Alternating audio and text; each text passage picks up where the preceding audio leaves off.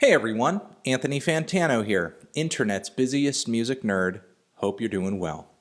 Let's talk about the Billboard Top 200 album chart for this week, the week of June 8th, 2019. What's number one? Our good friend, Miss Billie Eilish. I like this record quite a bit. And what else do we also have here on the chart? At number three, we have the previous record that was actually number one last week, Tyler, the Creator's Igor. And at number two, nestled between those two projects, we have the new DJ Khaled album, Father of Assad. Now, if you guys have been following my main channel and the reviews over there, you know that I don't think this album is very good. In fact, I would say it's not good. And apparently DJ Khaled he's not happy. He's not happy about the placement here of these records on the Billboard chart.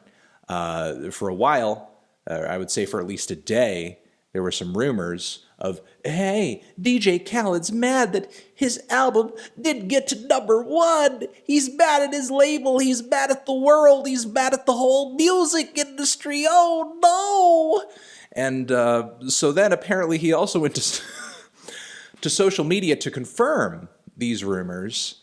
I guess in a now deleted Instagram post. I don't know if he went any further on this topic than this right here. But here we have DJ Khaled also complaining about this situation. I say this too. I make albums so people can play it and you actually hear it. You know, driving your car, you hear another car playing it. You know, go to the barbershop, you hear them playing it. You know, turn the radio on and you hear them playing it. You know, it's playing everywhere. It's called great music. It's called albums that you actually hear the songs.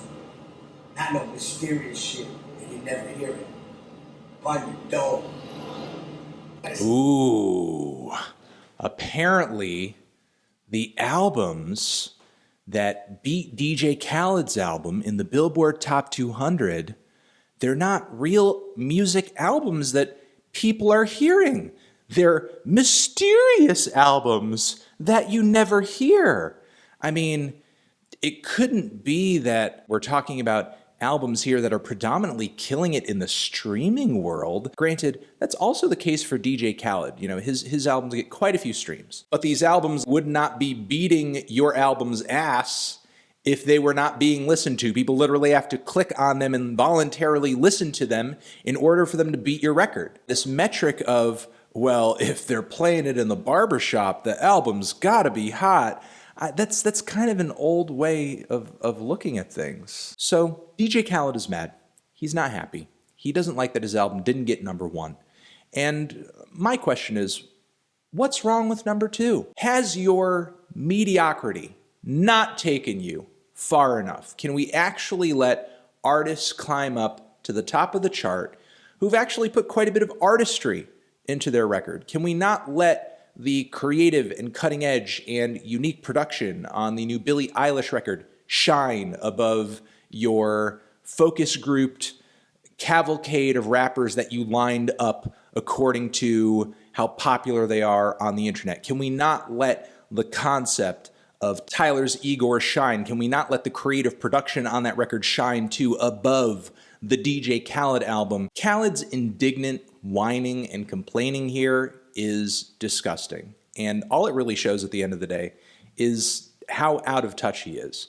I mean, of course DJ Khaled would have no fucking clue why a Billie Eilish record would outperform his. Of course he would have no clue why the Tyler, the Creator record would outperform his, because he has no connection whatsoever to the types of audiences attracted to these artists, because those audiences actually want to hear an authentic, introspective, meaningful message and song communicated to them on an album. You can't just assemble Cardi B and 21 Savage onto a generic-ass trap beat and expect people to love you and praise you and think you're a genius and think you're amazing. You can't just put SZA on top of a hacked-up outcast instrumental rendition and expect people to think, oh, DJ Khaled, his album's so great, #1 record, oh my God. I mean, even when people do manage to come away impressed with the DJ Khaled track, which, I mean, even I am sometimes. I loved that Nipsey Hussle song off his new record. Nobody is actually coming away from that song impressed with Khaled. Look, DJ Khaled is exactly the reason why I say occasionally, not all the time. You know, I like features on songs, and I think features can add to a track. I think features can certainly be important to the growth and the advancement of an artist's career and their profile. Features are necessary. I don't wish for features to go anywhere or go away, but there is a toxic side of feature culture in the music industry, where you do have labels and you do have artists that take advantage of it just to grow their own profile and make themselves seem more important or more significant than they actually are. And DJ Khaled is exactly that. DJ Khaled is the worst example of feature culture. If the mechanism of music features was not a thing, DJ Khaled could not have a career. If you left DJ Khaled completely up to his own devices and he had to make an album totally by himself, it would just be nothing but, "We the best music!" Ah! And look, at the end of the day, I ultimately don't have an issue with this. If this is how DJ Khaled wants to make his money and get famous and be successful,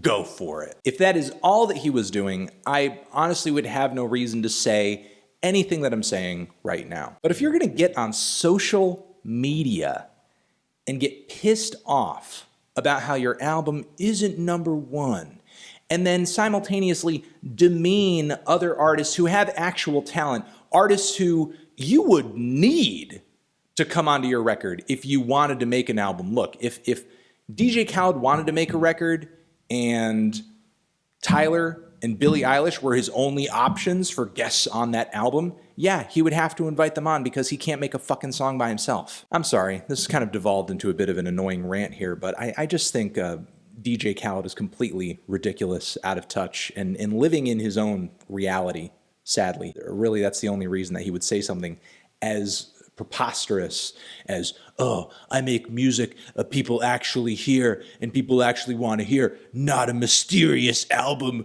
that's hidden away in the shadows, that's not actually popular, but it is, and the only reason I don't think it's popular is because I'm clueless. So, yeah, those are my thoughts. Those are my feelings. Over here next to my head is another video that you can check out. Hit that up, or the link to subscribe to the channel. Anthony Fantano, forever.